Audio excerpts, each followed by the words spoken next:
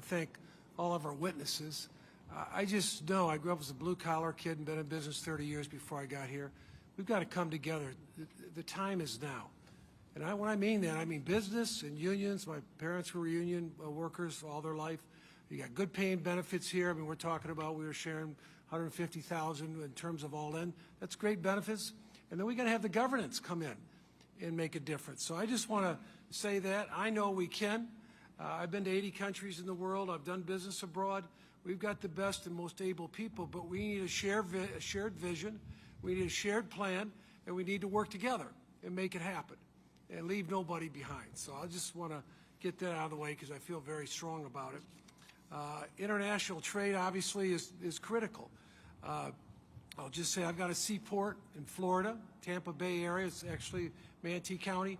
We're up 35%. I'm not saying because of one reason or another, but I was looking at the numbers and we're up 35%. Ports in Florida, we have 15.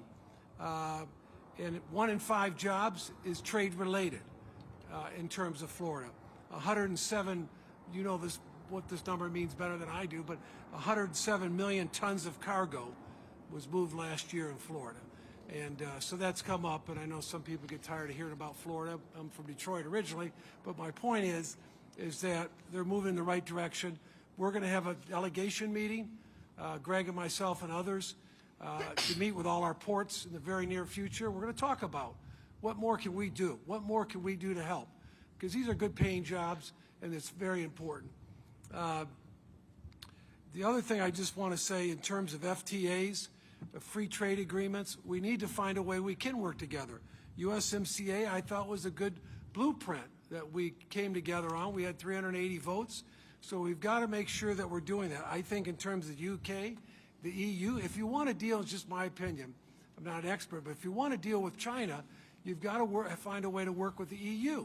That seems like we have a lot of shared values. They get good benefits, get the month of August off from work, so they got some really good positive things. We've got to find a way, if we can't come together, I think that'll make a big difference in terms of having an ally. Let me share this with you, is that a lot of people, you know it, but maybe you haven't thought about it. But I was on a trip this week and someone brought up, we got 8 billion people on the planet now. So let's say the United States is 350 million, but 8 billion, that's a lot of opportunity. And we've got to make sure we get our fair share, but we do, as someone mentioned, you know, a lot of them don't play the game right. We'll talk about that in a minute. But USTA, Bob Lighthizer, and Richie knows, we work together and we got that. We got 380 votes out of there. We need to go to work and make some differences. The other thing I'll just tell you, someone said about free trade, I'm a free trader, but it needs to be fair. And I personally feel like we've been played, and I'm a Republican. So let me just tell you that. I just feel strongly about that. Obviously, with China, we've been played for a lot of years. And I'll say we got other good friends, even the Japanese. And I do business with the Japanese over the years. But we've been played there as well. At the end of the day, it needs to be somewhat fair, however you want to look at that. So that's just my strong feelings with that. I just got off yesterday the plane at 4 o'clock on a Codell, and we met with Korea, Indonesia, Jakarta, Poland, and one of the countries, North Macedonia.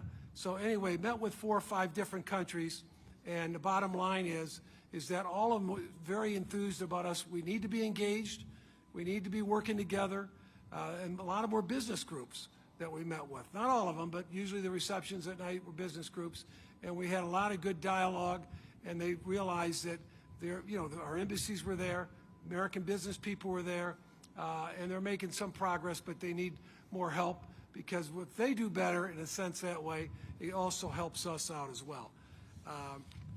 John, I wanted to mention, Mr. Atkins, a little bit. You said your business is down 42%.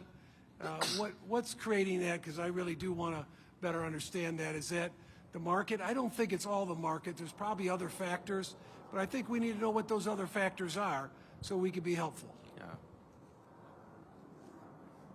It's partially driven by the trade lanes that you service at your individual terminal, the ones that we have here, with Far East trade, with China being so far off with reduction in consumer purchasing here.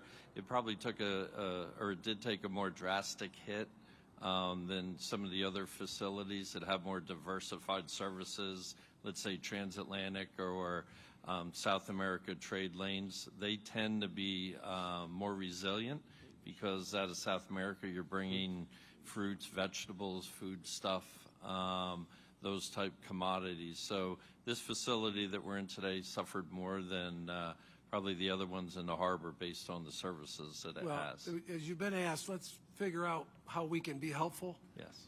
And Mr. Turnbull, let me ask you as it relates to intellectual properties, IP. 30 years ago, I was in Beijing, and we were talking about that being a big, big factor. Can you hear me now? Okay. IP, intellectual properties. 30 years ago, I was in Beijing with a group of business people, and that was the biggest issue back then, and I don't think it's got a lot better today with the Chinese in terms of intellectual properties. What's your thoughts about how can we turn that around and get that where it makes more sense, or can we?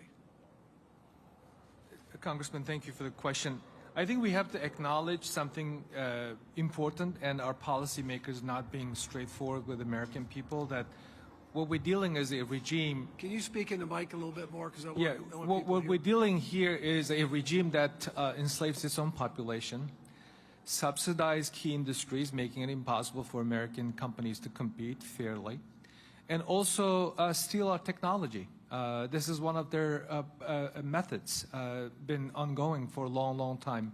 So I know it's a very complicated question, but this is something that I've been advocating that the United States government that needs to go hard, tough in its dealing with the Chinese regime. Okay. Mr. Romano, let me ask you, you talked about minerals.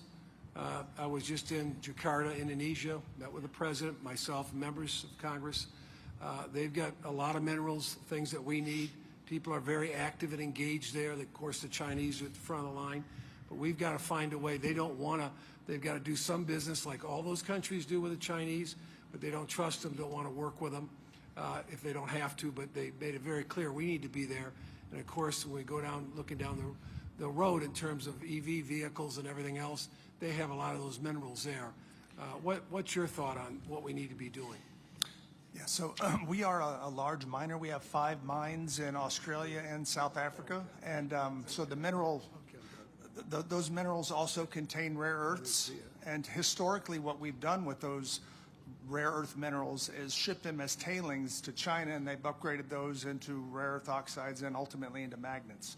So we are now looking at exporting that material to the U.S. to our facility in Hamilton, Mississippi, so that we can actually participate. We're going to have to. We're way over time. time. I didn't see the light there. Thank you. Mr. Blumenauer. Thank you, Mr. Chairman.